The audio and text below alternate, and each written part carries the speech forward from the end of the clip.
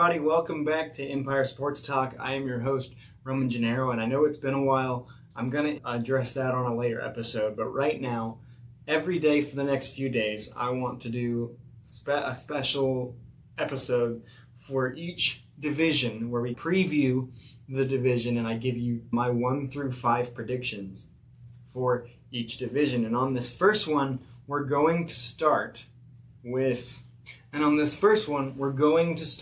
with the AL East. And this is a very tight division. And I say that because there are 4 teams that on paper should be very good. And I say that with trepidation because in the past couple of years, one of these teams I'm going to talk about has not lived up to their end of the bargain. So I'm going to jump right into this. And I'm going to start with number 5 because it's clear. We're starting with the AL East in this video. It's the Tampa Bay Rays. This team who has done a good job at developing prospects over the years. They've had a lot of superstars come through their system. They've had a lot of international signings over the years, whether it be David Price, Chris Archer, Evan Longoria, names like this, Randy Arozarena, players like this. And they've done a very good job at developing. But when it comes to signing these players or re-signing these players, and it may be because they're a smaller market team, so they don't have the money to re-sign everybody. You can't re-sign everybody. But Tampa never does. Tampa never signs anybody. So they trade Randy Arozarena last season, and this year their biggest move was to sign Ha-Seong Kim. Outside of Shane McClanahan, who will hopefully have a full healthy season for the Rays, I couldn't tell you who's in their rotation without looking it up. This is not, and I'm not going to spend a lot of time on that because I don't think it's super valuable to this to go through each person in their rotation or their expected rotation. I don't think that's helpful. But what I will tell you is that I think this team is going to be the clear last place team because they never do it, but they always manage to be decent. That is the interesting part of the Tampa Bay Rays. They've, in the last 17 years, this small market team that never seems to make the big splash has made 2 World Series. That, to me, is, in the last 17 years, this small market team who's literally homeless right now, they're going to play in, a 10,000-seat minor league stadium this year because their stadium was torn apart by hurricanes and their new stadium deal fell apart as well. So they could be on their way out of Tampa the way that the A's were out of Oakland very soon. And I said I didn't need to, but looking at their rotation, outside of Shane McClanahan, they have Ryan Pepio, Shane Baz, Taj Bradley. That's not 5th place. 5th place. I don't need to go into this anymore. 4th place in the division.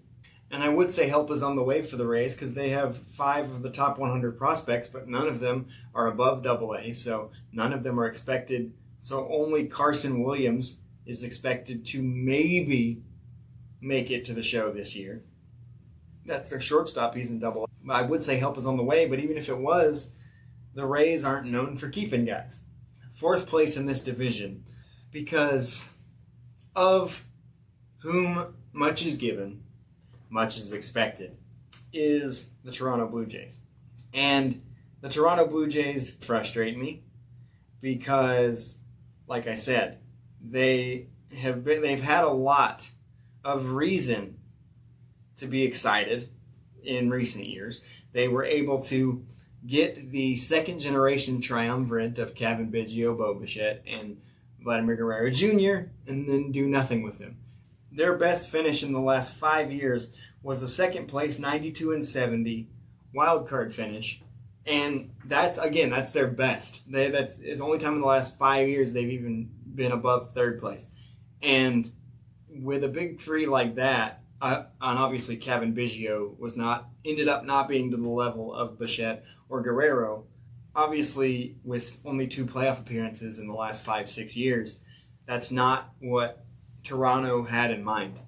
And so I really have no reason to expect them to do any better this season when they were expected, when it was almost a certainty, it seemed, that Bo Bichette was going to get traded in the offseason, and it was pretty likely that Guerrero was going to get traded.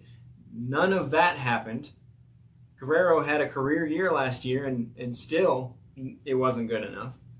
And they did sign Anthony Santander and Max Scherzer, but Max Scherzer isn't what he once was, and I do not think just adding one bat in Anthony Santander is the answer. I think this rotation on paper, the top 3, is pretty decent. This rotation on paper is pretty decent with Kevin Gausman, Max Scherzer, who's currently day-to-day, but that should be okay, Jose Barrios, Chris Bassett, and Bowden Francis. Granted, I don't know much about Bowden Francis, but I think he's one of their young guys. Granted, I don't know much about Bowden Francis, and Max Scherzer is over 40, so at best he'll be an innings eater. But on paper, that top 4 is looking really good. Kevin Gausman's had some good years recently. Chris Bassett has been a workhorse. That should work for me, but after that, the top of this lineup's interesting, with Vladimir Guerrero and Bo Bichette and Anthony Santander. But after that, nothing that gets me too excited.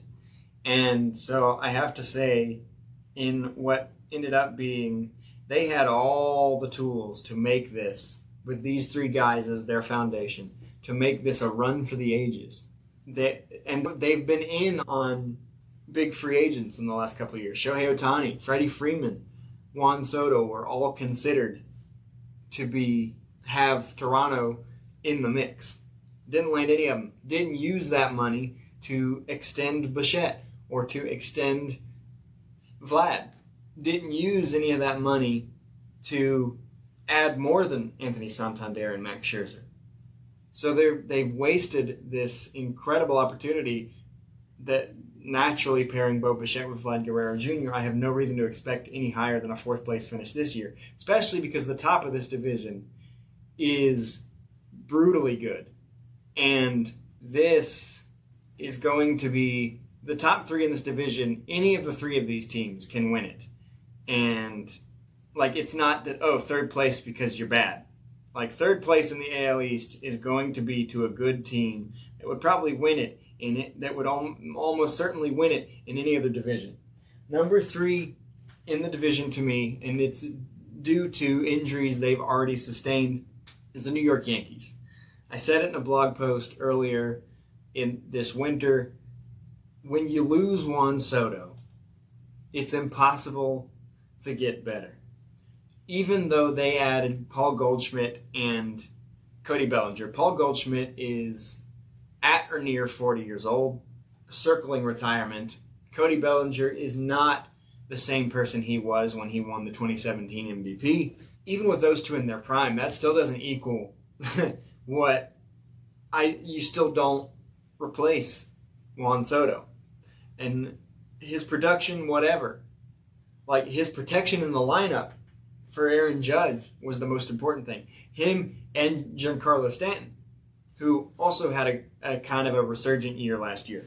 But with Juan Soto gone, and the 2 players replacing him are shells of their former selves, and then you have Giancarlo Stanton himself coming out and saying, and I quote, that he's got devastating injuries to both elbows.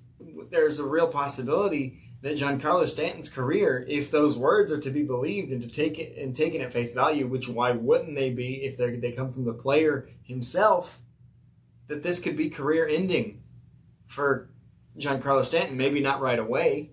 He might play this year, but that's not something that you fix entirely, not to use the word devastating. So Aaron Judge has no protection in that lineup the way that he did last year. Paul Goldschmidt isn't an all-star anymore. Cody Bellinger had a decent season last year, but he's not the MVP anymore. And Aaron Judge is both strikeout and injury prone. Not even to mention, on the pitching side of things, Garrett Cole shut down for the season. Max Fried, their addition, but he's had some injury issues in the last couple of years. Their rookie of the year, Luis Gil, dealing with some arm stuff in spring training. No idea on how healthy he'll be. So I have to look at this and say this is just blow after blow for the Yankees. Ben Verlander brought up a good point where he said, when is the last time you can think of a marquee free agent leaving the New York Yankees? And that's what we saw with Juan Soto. I think with all the injuries they've already sustained, the Yankees are a third-place team. And again, that's not to say they'll be bad. Just the other two teams in this division are really good. Number 2 in the division, I have the Boston Red Sox. And I really like this team this year. As I've mentioned on the podcast many times before, I wish they'd done this last year so that the Netflix doc that's coming out would be more interesting. But whatever.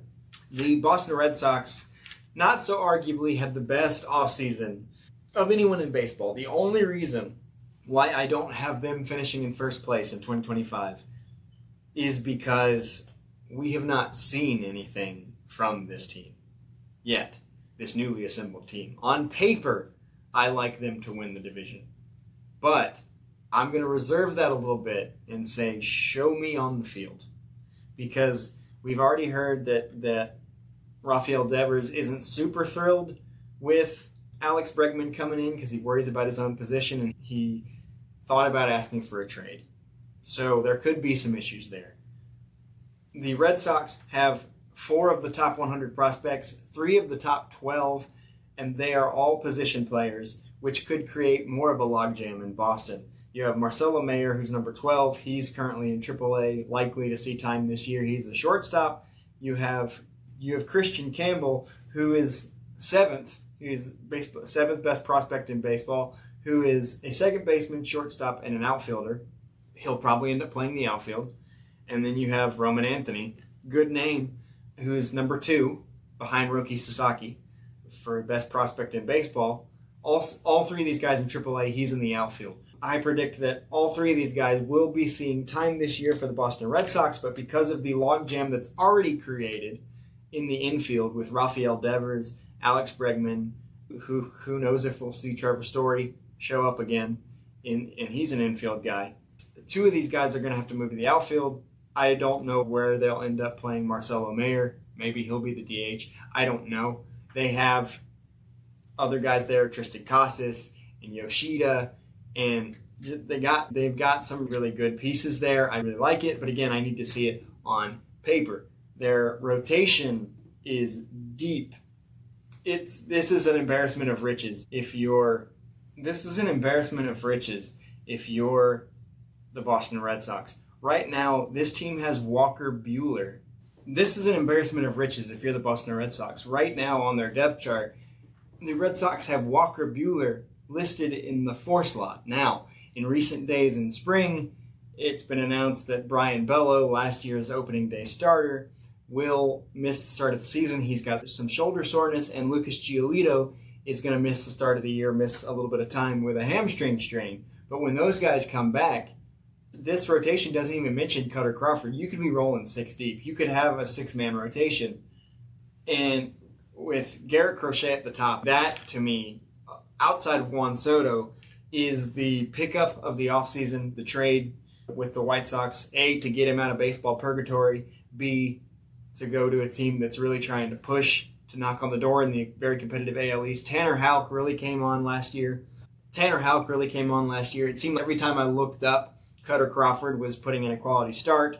Walker Buehler, another great addition. Lucas Giolito, Brian Bello, with their injuries, they don't seem to be super, super serious. This rotation is loaded. So if they can figure out the logjam in the middle of the infield, I see no reason why Boston couldn't win this division. Again, I wish it had happened a year sooner just for the sake of an interesting Netflix documentary.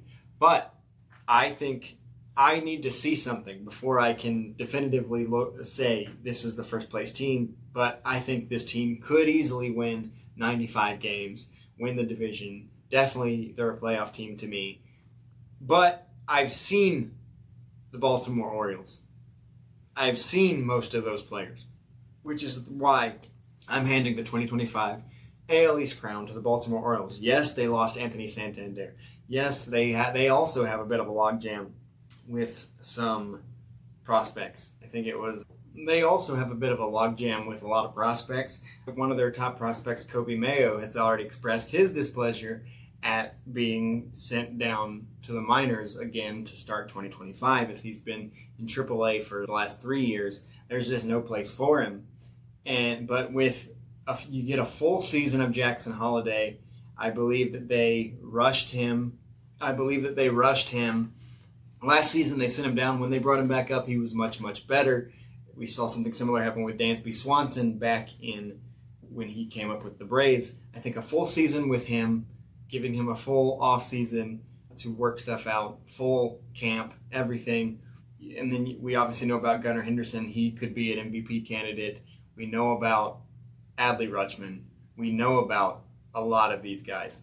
My one concern that could open the door for the Red Sox or the Yankees is that they did not really address their rotation. They did lose 40-plus home runs with Anthony Santander going to the Toronto Blue Jays, but their rotation right now does not inspire confidence.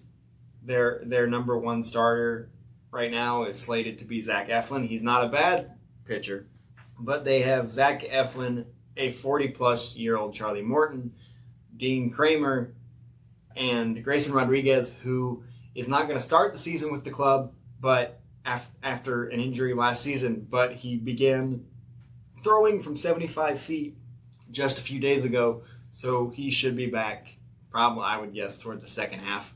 I don't know what his timetable is, but the pitching does concern me. They did not re-sign Corbin Burns. They did not go out and make another move.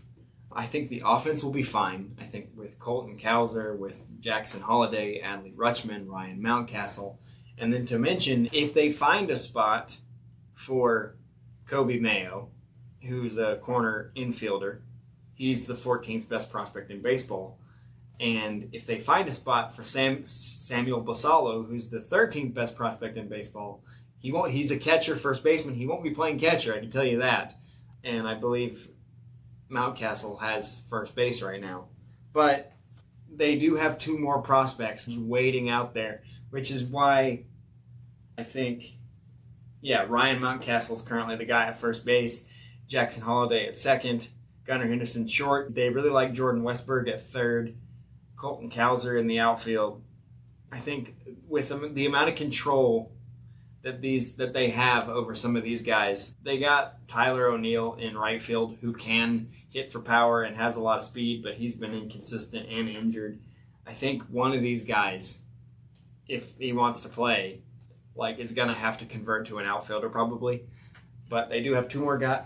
I think we saw what the Orioles were capable of a year ago. Granted, they lost big by letting Corbin Burns and Anthony Santander walk away, but until I see the Boston Red Sox on the field, I'm not confident putting them in first place, so I'm going to go with the Baltimore Orioles. And that is my preview of the AL East. Stay tuned tomorrow for my preview of the NL East, and let me know in the comments of this video your thoughts on the 2025 American League East. Who do you have 1 through 5? Let us know in the comments, and we'll see you on the next one.